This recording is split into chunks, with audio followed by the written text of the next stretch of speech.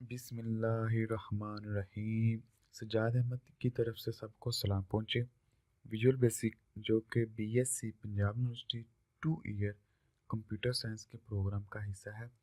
ये video number 33 है। इस वीडियो में हम देखेंगे डू अंटिल लूप और डू लूप वाइल। चलें स्टार्ट करते हैं।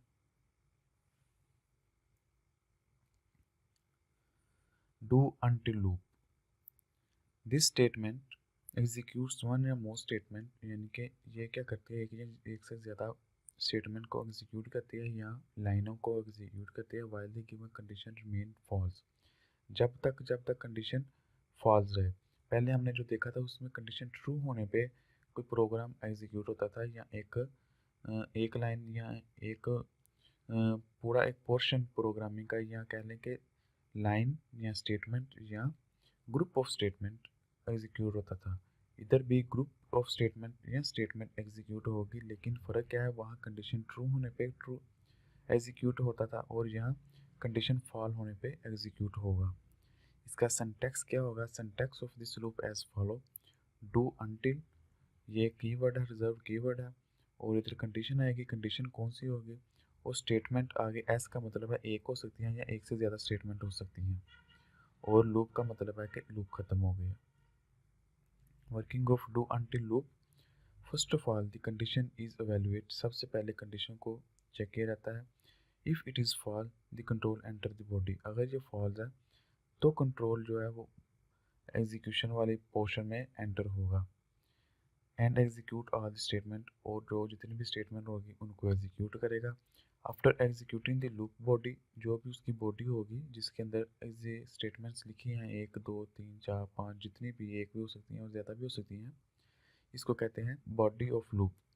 तो क्या है, after executing the body of loop it moves to the start of the loop and, और ये दोबारा वहीं मूव कर जाता है जहाँ से इसने स्टार्ट किया था। And evaluate the condition again, और दोबारा कंडीशन चेक करता है। This process continue as long as the condition remain fall, तब तक कंटिन्यू करता रहता है जब तक कंडीशन फॉल रहती है। The keyword loop indicate the end of the loop of the body, ये जो लूप कीवर्ड है ये ज़ाहिर करता है कि अब ये लूप ख़त्म हो गई है। सेम वही प्रोसेस है, लेकिन वहाँ क्या होता था, कंडीशन ट्रू होने पे प्रोसेस चलता था, यहाँ कंडीशन फॉल होने पे प्रोसेस करता है। वहाँ क्या था, जब तक कंडीशन ट्रू है उसने रिपीट एंड अगेन करते रहना था, और यहाँ पे क्या करेगा, जब तक वो फॉल्स है तब तक उसको रिपीट करता रहेगा। अभी हम इसकी कोई एग्जांपल देख लेंगे। फ्लो चार्ट इसका देख लें। इस तरह एक कंट्रोल एंटर होता है और पहले वो कंडीशन चेक करता है।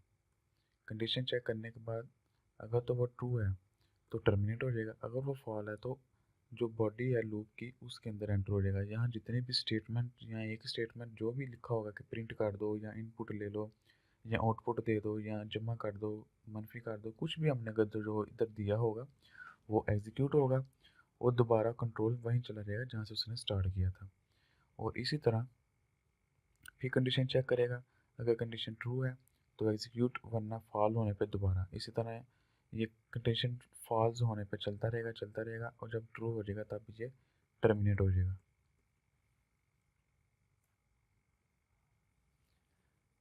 एग्जाम्पल देख लेते हैं। Write a program that input a number from the user and find its factorial, यानी कि यूज़र से एक नंबर लेना है और उसका फैक्टोरियल फाइंड करना है। फैक्टोरियल ये होता है कि अगर कोई भी हम नंबर लें तो उसके जो स्मॉलेस्ट वैल्यू होती हैं उनको मल्टीप्लाई करके जो आंसर आता है उसका फैक्टोरियल कराता है। फॉर एग्जांपल अगर हम 5 का फैक्टोरियल लेना चाहते हैं तो 5 से जितनी भी स्मॉलर वैल्यू है 1 तक वो सब से मल्टीप्लाई होकर जो आंसर आएगा वो उसका फैक्टोरियल कहलाएगा। For example 5 multiply 4 multiply 3 multiply 2 multiply 1, जो भी आंसर आएगा वो 5 का फैक्टोरियल कहलाता है। Start a new standard exe project and place a button on the form. Double click on the button and follow. यानी कि वही एक फॉर्म है और उसके ऊपर एक बटन लगाया, बटन के ऊपर डबल क्लिक करेंगे तो उसके क्लिक इवेंट के ऊपर ये विंडो ओपन होगी और ये कोडिंग वाली विंडो। इसके अंदर हम क्या लिखेंगे, डिम एन एज इंटीजर। पहले हमने सोच लेना कि हमको कितने वेरिएबल चाहिए। एक वेरिएबल वो चाहिए जिसके अंदर हमने यूज़र से वैल्यू एंटर करवानी है। सी एज हमने लेना है इंक्रीमेंट कंट्रोलर के लिए कि जितनी भी वैल्यू इंक्रीमेंट करता रहेगा या डिक्रीमेंट करता रहेगा, और एक वैल्यू हम ले रही है एफ फैक्टोरियल के लिए कि जो फाइनल वैल्यू आएगी फैक्टोरियल की उसको एफ में रहानी है। चलें स्टार्ट करते हैं। c इक्वल टू 1 यानी कि पहले जो लूप हमने इंक्रीमेंट करना है जिसकी बेस पे अभी वो c की वैल्यू 1 है और f फैक्टोरियल उसकी वैल्यू भी अभी 1 है।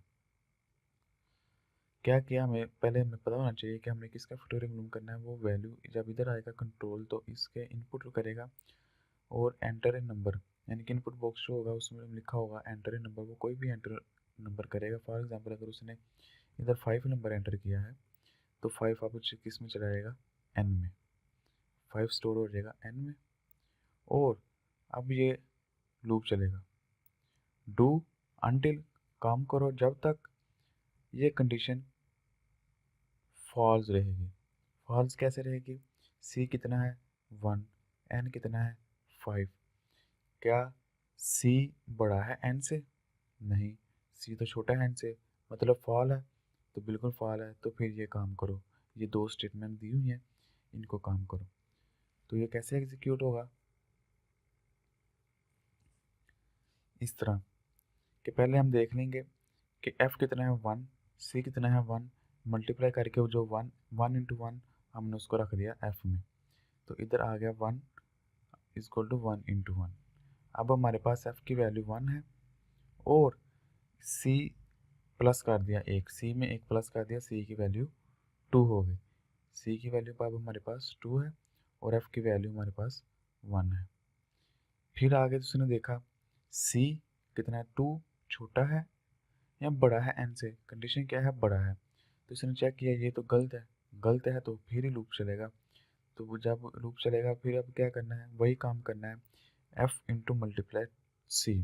f के पास क्या है 1 और c के पास क्या है 2, तो ये मल्टीप्लाई हो जाएगा 1 इंटू 2 बराबर 2, यानी कि f को नई वैल्यू मिल जाएगी अब 2। f 1 से हो जाएगा 2 और c को एक इंक्रीमेंट कर दिया, c is equal to c plus 1, तो c हो जाएगा 3। फिर उसने कंडीशन चेक की, c 3 जो है बड़ा है n से, नहीं ये गलत है, c तो छोटा है n से, तो गलत होने पे लूप चलेगा। लूप क्या चलेगा, f इंटू सी, एफ के पास क्या है 3 और c के पास, f के पास 2 और c के पास 3, दोनों मल्टीप्लाई हो जाएंगे इस तरह। अब आंसर आ गया 6, तो अब f के पास कितना है 6 और इसमें एक इंक्रीमेंट हो जाएगा और ये बन जाएगा 4। इस तरह करते करते फिर उसने देखना है कि कंडीशन ट्रू है, ये फॉल्स है, अभी भी कंडीशन फॉल है, फिर लूप चलेगा, f इंटू सी बनेगा 6 इंटू 4 24 आ जाएगा। f अब f के पास नई वैल्यू आ गई 24 ये वाली, और c के पास एक फिर इंक्रीमेंट हो जाएगा, c बन जाएगा 5, c 5 बन जाएगा और फिर वो लूप चेक करेगा क्या c बड़ा है n से, n कितना है 5, नहीं बड़ा नहीं है क्योंकि ये बराबर है, 5 इंटू 5 है, ये वो भी 5 है वो भी 5 है, तो अभी भी कंडीशन फॉल है। अगर यहाँ इक्वल टू होता इस तरह इधर ये कह सकते थे कि ये बराबर है, लेकिन यहाँ इक्वल टू नहीं है तो इसलिए ये नहीं देखना, तो ये कंडीशन अभी भी फॉल है। तो लूप फिर चलेगा, क्या करेगा 24 जो कि f के पास वैल्यू है 24 और c के पास क्या है 5, इनको मल्टीप्लाई करके नई वैल्यू f को दे देगा 120। अब f के पास 120 है, इस f के पास अब वैल्यू नई वैल्यू है 120 और c के पास वैल्यू है 5। फिर कंडीशन एक इंक्रीमेंट हो गया c का और इसके पास बन जाएगा 6। फिर ये लूप चलेगा और चेक करेगा क्या c बड़ा है n से, n था हमारे पास 5 और c है अब हमारे पास 6, बिल्कुल 6 बड़ा है 5 से, तो कंडीशन ट्रू हो गई, तो लूप टूट जाएगा, तो ये इधर से इस लाइन पे आ जाएगा। तो इधर क्या लिखा हुआ है, मैसेज बॉक्स शो कर दो, क्या इसमें लिखा होगा फैक्टोरियल ऑफ, ये एज इट ऐसे ही लिखा जाएगा मैसेज के तौर पर क्योंकि डबल कोटेशन के अंदर है। कनकैटिनेशन किया और n की वैल्यू लगाई जो कि 5 है, फिक्स है जो यूज़र ने एंटर की थी इधर, और फिर कनकैटिनेट किया इज़ क्योंकि डबल कोटेशन के अंदर है और f की वैल्यू, तो इस तरह ये मैसेज बॉक्स बन जाएगा फैक्टोरियल ऑफ 5 इज़ 120। तो ये इस तरह इसकी वर्किंग होगी। इसको रजिस्टर पे हल कीजिएगा फिर बेहतर तौर पर समझ आएगी। Do loop while, this loop executes one or more statement while the given condition is true। ये लूप एक या एक से ज़्यादा स्टेटमेंट तब एग्जीक्यूट करते हैं जब कंडीशन ट्रू होती है। This loop is similar to do while loop. ये वैसे ही है जैसे हमने पहली लूप की थी do while loop. Do while loop except that it is first execution the loop body and then check the condition. इसमें यह है कि पहले इसने जो भी प्रोग्रामिंग की दुनिया में उसको लूप दी गई है पहले उसने इसको एग्जीक्यूट करना है। एग्जीक्यूट करने के बाद उसने कंडीशन देखनी है कि कंडीशन ट्रू है या कंडीशन फॉल है। यानी कि पहले क्या होता था, पहले चेक किया जाता था कि कंडीशन ट्रू होने पे कौन सी बॉडी एग्जीक्यूट करनी है और कंडीशन फॉल होने पे कौन सी बॉडी एग्जीक्यूट करनी है। लेकिन यहाँ मामला उल्टा है। यहाँ पहले उसने बॉडी का एग्जीक्यूट कर देना एक दफ़ा, फिर उसने कंडीशन चेक करनी है कि आया कि कंडीशन ट्रू है, फिर वो ज़्यादा दोबारा एग्जीक्यूट करेगा, फिर कंडीशन देखेगा, फिर एग्जीक्यूट करेगा। जब तक ट्रू होती रहेगी वो एग्जीक्यूट होता रहेगा। डू वाइल और वेंड वाइल में फ़र्क यही है कि ये एक दफ़ा एग्जीक्यूट होने के बाद कंडीशन चेक करता है और ट्रू होने पे काम करता रहता है। और जो पहले हमने सबसे पहले लूप देखी थी वो पहले कंडीशन देखता है, फिर ट्रू होने के बाद अपना काम करता है। It mean that the body of the loop is executed once even if the condition is fall. इसका मतलब है कि जो बॉडी की लूप की कंडीशन है वो एक दफ़ा एग्जीक्यूट होनी ही होनी है, बेशक कंडीशन ट्रू है या बेशक कंडीशन फॉल है। क्योंकि उसको कहा गया कि पहले तुमने एक दफ़ा एग्जीक्यूट हो जाना है, फिर बाद में जाके तुमने कंडीशन चेक करनी है। So this loop should be used when you want to execute a statement at least one. तो ये हमें तब यूज़ करनी चाहिए जब हमें कम से कम एक स्टेटमेंट एग्जीक्यूट ज़रूर करवानी है। इसका सिंटैक्स क्या है? डू काम करो, यानी कि डू स्टेटमेंट ये काम कर दो पहले, फिर कंडीशन को चेक करो और फिर आगे अगर ट्रू है तो फिर दोबारा, और अगर फॉल है तो टर्मिनेट हो जाएगा। इसकी एग्जांपल देख लेते हैं। फ्लो चार्ट में इसमें क्या है कि पहले कंट्रोल आया, उसने पहले बॉडी को एग्जीक्यूट किया जो भी उसको दिया गया था, एक स्टेटमेंट या एक set of statement, print, input box, output box, calculation, जो भी करवाना है उसने वो काम किया एक दफ़ा। फिर उसके बाद उसने कंडीशन को चेक किया, अगर कंडीशन ट्रू है तो फिर दोबारा काम करेगा, फिर अगर ट्रू है तो फिर दोबारा काम करेगा, फिर ट्रू है तो फिर काम करेगा, लेकिन अगर फॉल है तो फिर टर्मिनेट हो जाएगा। इसकी एग्जांपल देख लेते हैं। Write a program that get a number from the user and display the table of the number. यानी कि कोई भी एक यूज़र से इनपुट ले लो और उसका टेबल शो कराओ। तो एक फॉर्म नया प्रोग्राम बनाया, उसके अंदर फॉर्म के ऊपर एक बटन लगाया, बटन के क्लिक इवेंट के ऊपर हमने ये प्रोग्रामिंग की जो विंडो ओपन हुई है उसके अंदर ये कोडिंग करनी है। पहले हमें सोच लेना है कि हमें कितने वेरिएबल चाहिए। एक वेरिएबल वो चाहिए जो यूज़र से इनपुट लेगा और एक वेरिएबल वो चाहिए जो कि वैल्यू को इंक्रीमेंट करेगा। तो इनपुट लिया यूज़र से, एंटर ए नंबर टेबल, यानी कि टू एज इट सामने शो होगा। टू का मतलब कोई भी आप नंबर एंटर कर सकते हैं। तो इधर उसने फ़र्ज़ किया, उसने 5 एंटर किया है।